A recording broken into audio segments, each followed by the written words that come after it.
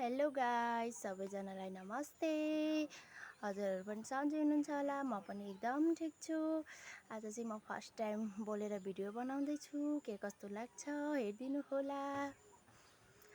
आज चाहिँ मेरो काम चाहिँ रहेको छ कुखुरा चराउने। कुखुराहरू आछौ कहाँ गयो कुनि, त्यहाँ त त्यति मात्रै देखे। अनि चल्लाहरू पनि छ। अनि त्यसको साथसाथै यहाँ यस्तो राम्रो सब्जी तरकारी हेर न कस्तो राम्रो।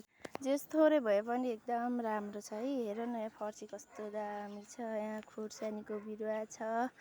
अनि त्यसको साथसाथै मकै यस्तो भयो हाम्रोतिर। अनि हजुरहरूकोतिर के कस्तो भयो कमेन्ट गरिदिनु होला। आज चाहिँ हामीले मकैमा पानी राखेको छ है, लागेको छ। अनि कुखुराहरू चाहिँ त्यहाँ छ है।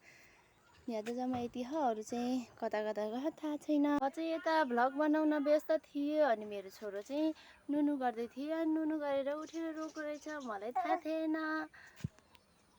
अहिलेलाई यति नै, बाई बाई। फेरि हजुरहरूले बाई गऱ्यो भने फेरि यस्तै भ्लग लिएर आउने छु।